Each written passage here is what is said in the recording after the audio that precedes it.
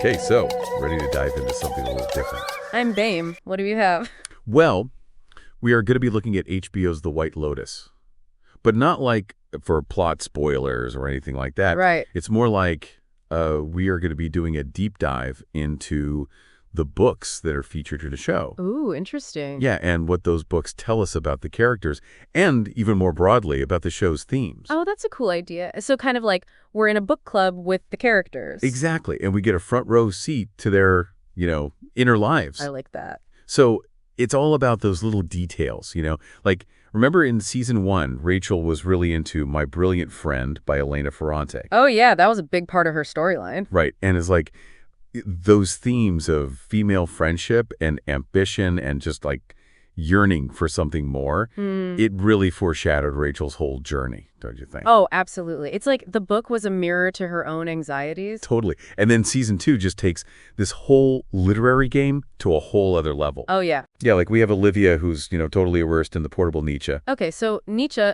not exactly light beach reading. Right. He's dealing with some seriously heavy stuff. Morality, power, the individual versus society. It's almost kind of ironic, right? How so? Well, here's Elena surrounded by all this luxury, and she's like diving headfirst into the work of a philosopher who basically challenged every traditional value and societal structure.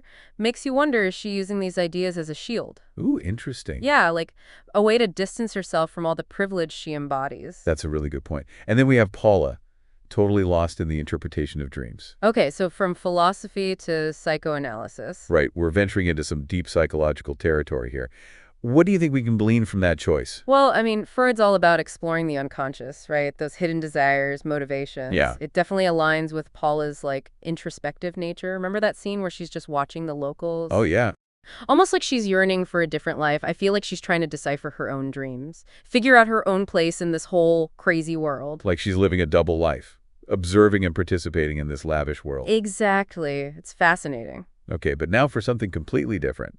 Remember Shane from season 1, always reacting on instinct, jumping to conclusions. Oh, Shane. Yeah, impulsive doesn't even begin to describe him. Right. And his book choice, Blink by Malcolm Gladwell. It speaks volumes about that impulsivity, don't you think? Oh, totally. Gladwell's all about those snap judgments, how our subconscious shapes our decisions. It's almost like satirical commentary on Shane's actions. Right. The show is holding up a mirror to his flaws through his reading material. It's brilliant. And then there's this amazing contrast, right? What do you mean? Well, in season 2, there's a character just casually reading Gone Bamboo. Gone Bamboo. Yeah, it's a story about a hitman.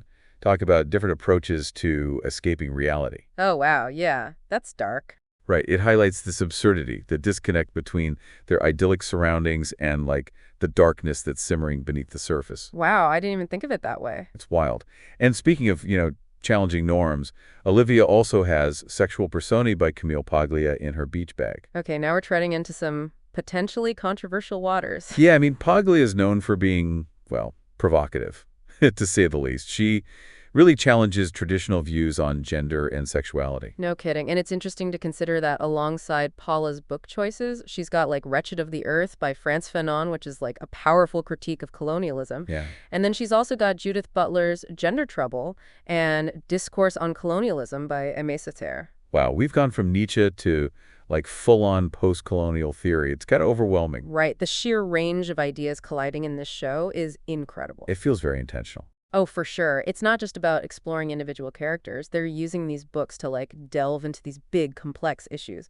Privilege, power, different perspectives on history, identity. And it's not shying away from difficult conversations, even throwing in Écrits by Lacan, which is, let's be honest, notoriously dense and challenging. Yeah, almost like a little Easter egg for the hardcore psychoanalysis fans. Right.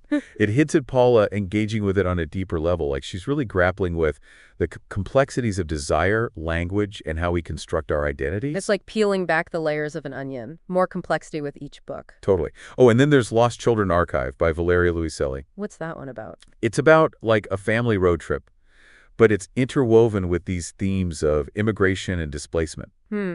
Powerful stuff. Yeah, it's a reminder that even on vacation, we can't escape the realities of the world. those anxieties that mirror the character's struggles. Absolutely. So it's amazing, right? From female friendship to philosophy to post-colonialism, The White Lotus is using literature to weave this rich tapestry of human experience. And what I love about it is how it makes you think.